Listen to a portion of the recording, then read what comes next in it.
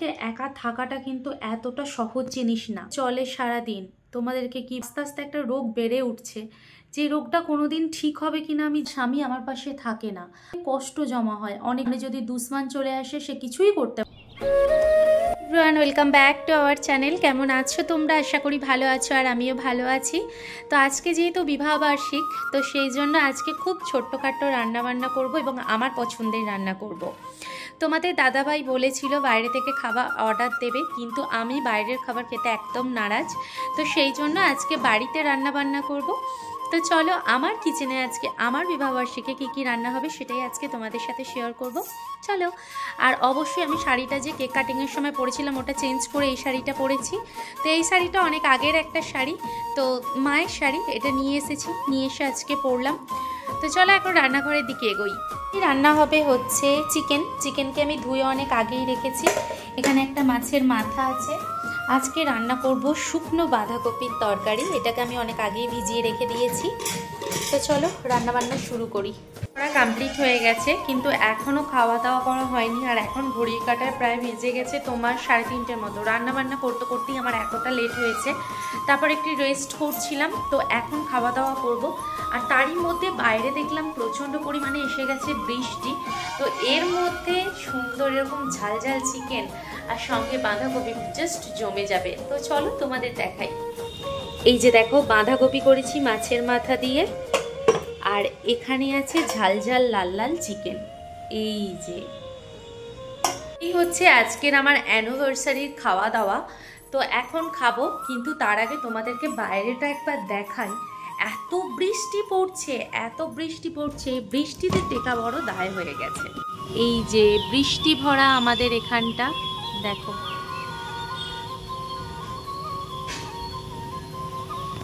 বন্ধুরা, এখন প্রায় বাজে সন্ধ্যে 7:30টার মতো। সন্ধ্যে দেওয়া কমপ্লিট হয়ে গেছে, আর এখন হচ্ছে চা বসিয়েছি, একটু চা খাবো। আর যেহেতু এখন আমি গ্রিন টি খাই, তো সেই জন্য গ্রিন টির জন্য জল গরম করলাম। আর এখন এই যে গ্রিন টির প্যাকেটটা গরম জলের মধ্যে দিয়ে, আর এখন যাব ঘরের মধ্যে বসে বসে একটুখানি ল্যাপটপেতে সিনেমা দেখবো আর এই গ্রিন টিটাকে এনজয় করব।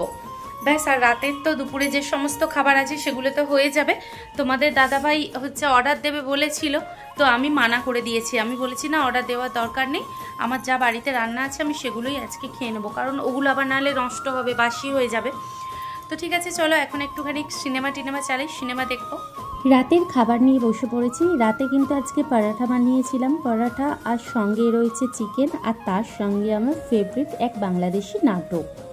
কিন্তু আমাদের অনেকক্ষণ আগেই হয়ে গেছে, খেয়ে দিয়ে আমি শুয়ে গিয়েছিলাম। আর এখন ঘড়ির কাঁটায় কটা বাজে জানো? 1:30টার মতো বাজে। আমি তোমাদেরকে এখন কি করে দেখাবো? আমার তো একটাই ফোন, বাকি যে দুটো ফোন ছিল সেই দুটো ফোন খারাপ হয়ে গেছে, সারাতে দিয়েছি। তো এখন এই নতুন ফোনটা দিয়েই শুধুমাত্র ভিডিও করার জন্য বা কথা বলবার জন্য রেখেছি। আর এই দেখো, তোমাদের দেখাই, এই যে দেখো মশারি টাঙিয়ে আমি কিন্তু শুয়ে গিয়েছিলাম। কিন্তু শুয়ে থেকে ভাবলাম কিছু কথা তোমাদের সাথে শেয়ার করি, যে কথাগুলো শেয়ার না করলে তোমরা হয়তো কখনোই জানতে পারবে না। তো প্রথম কথা হচ্ছে, বাড়িতে একা থাকাটা কিন্তু এতটা সহজ জিনিস না, খুবই ডিফিকাল্ট একটা জিনিস। আমার মধ্যে কি যে চলে সারাদিন, তোমাদেরকে কি বলবো। আমার শরীরের ভিতর আস্তে আস্তে একটা রোগ বেড়ে উঠছে, যে রোগটা কোনোদিন ঠিক হবে কিনা আমি জানি না, বা এটা ডক্টরে কিছু করতে পারবে কিনা আমি জানি না। তবে তোমাদের সাথে আমি সবটাই শেয়ার করব আজকের ভিডিওতেই। দেখো, একটা পরিবার পূর্ণ হয় একটা স্ত্রী একটা স্বামী দুজনে মিলে। এই জায়গায় পুরো সমস্ত দায়িত্ব আমার মাথায় এসে পড়ে। আমার স্বামী আমার পাশে থাকে না, আমার মনে অনেক কষ্ট জমা হয়, অনেক দুঃখ জমা হয়। আর সত্যি কথা বলতে কি, অনেক কথাও শুনতে হয়, অনেক কথা বাইরে থেকে আসে। সব কথা দিন শেষে তোমরা তোমাদের হাজব্যান্ডকে বলে ঘুমোতে পারো, কিন্তু আমি সেগুলো আমার হাজব্যান্ডকে বলতে পারি না। কারণ আমার হাজব্যান্ড সবসময় ডিউটির মধ্যে থাকে, তার চিন্তার মধ্যে থাকে। তাকে যে আমি কোনো কথা বলবো, তাহলে সে সেই জিনিসটা নিয়ে চিন্তা করবে, ঠিকমতো ডিউটি দিতে পারবে না। সামনে যদি দুশ্মন চলে আসে সে কিছুই করতে পারবে না। তাই তাকে আমি সব কথা বলতে পারি না। আর একটা ছেলে যে সমস্ত কাজকর্ম করে সেই কাজকর্মও আমাকে করতে হয়, এবং আমার নিজস্ব কাজকর্মগুলোও আমাকে করতে হয়। এবার তোমাদের হয়তো মনে হতে পারে যে বেঁচে থাকার জন্য তো তোমাকে বাজার টাজার করতেই হবে। শুধু কি বাজারটাই কাজ? আরও তো অনেক ছেলেদের কাজ থাকে, সেই সমস্ত কাজ কিন্তু আমাকেই করতে হয়। তার সঙ্গে সঙ্গে তোমাদের একটা কথা বলি, ধরো বাড়ির আদার্স অনেক আলাপ আলোচনা থাকে, সেই সমস্ত কথাবার্তা কিন্তু আমি প্রত্যেক দিন তোমাদের দাদাভাইকে বলতে পারি না। তোমাদের দাদাভাই যখন এখানে আসে, বাড়িতে আসে, তখন রাতে শুয়ে সমস্ত কথাবার্তা আমাদের হয়, না হলে কিন্তু আমি কোনো কথা ওখানে থাকাকালীন বলতে পারি না। তার মধ্যে আমার মায়ের শরীর খুব একটা ভালো যায় না, আমার মায়ের শরীর প্রায় সময়ই খারাপ যায়। তার ওপর হচ্ছে বাপের বাড়ির একটা চিন্তা, শ্বশুর বাড়ির একটা টেনশন, হাজব্যান্ডের টেনশন, সব কিছু নিয়ে চিন্তা করে করে আমার মাথার ভেতরে এমন হয়ে গেছে আমি কোনো কথা মনে রাখতে পারি না। এই যদি কোনো কেউ একটা কথা বলে, সেই কথাটা আমি পরক্ষণেই ভুলে যাই, আমাকে যে সেই কথাটা বলেছে সেটা আমার মনেই থাকে না। তো এটাকে কি রোগ বলবো, কি বলবো, আমি কিছুই খুঁজে পাচ্ছি না। তবে যখন তোমাদের মানে একটা মাথার ভিতর কি হয়, ভারী জিনিস যেন বসে আছে সব সময়, এটা মনে হয়। কিন্তু তোমাদের দাদাভাই যখন বাড়িতে আসে বা দুজনে একটু গল্প করি বা তাকে দেখা মতোই সেই ভারী বোঝাটা আমার মাথা থেকে যেন কোথায় চলে যায়।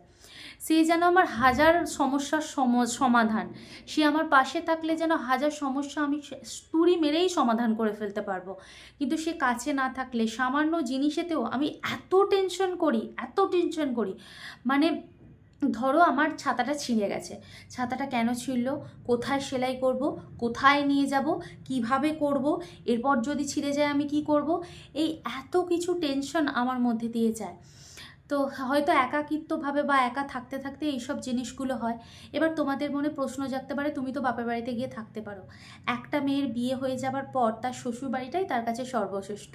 5 দিন 6 দিন তুমি বাপের বাড়িতে গিয়ে থাকলে বা 1 মাস থাকলে সেটা ভালো লাগে, কিন্তু তুমি 2 মাস 3 মাস যদি থাকো সেখানকার মানুষদের মনেও প্রশ্ন জাগবে। প্লাস তাছাড়াও আমি মনে করি বিয়ের পর মেয়েদের শ্বশুর বাড়িটাই বেস্ট অপশান। মাঝে মাঝে বাপের বাড়ি গেলে ঘুরলে চলে এলে এটাই ঠিক আছে। তো সেই জন্য বাপের বাড়ি আমার খুব একটা যেতে যে ভালো লাগে তা না, ওই মাঝে মাঝে গেলাম, ঘুরলাম, চলে এলাম, এটাই ঠিক আছে। তার উপর তোমাদের দাদাভাই 7 মাস হয়ে গেছে বাড়ি আসেনি। তো বাড়ি যে আসেনি, যে কত কথা জমে আছে, সব কথা আমি তার সঙ্গে মানে ডিসকাস করে সব কিছু মেটাতে পারবো কি না। তাছাড়া একটা বড় কাজে আমরা হাত দেব, খুব শীঘ্রই আমরা একটা বড় কাজে হাত দেব, তার একটা টেনশান, আলাপ আলোচনা করা, কথাবার্তা বলা, সেই সবগুলো আমরা বলতে পারি না। তো যাই হোক না কেন, তোমরা দোয়া করো, আশীর্বাদ করো, যাতে আমরা তাড়াতাড়ি সব কিছু সফল হতে পারি এবং আমার টেনশনগুলো যেন খুব তাড়াতাড়ি দূর হয়ে যায়।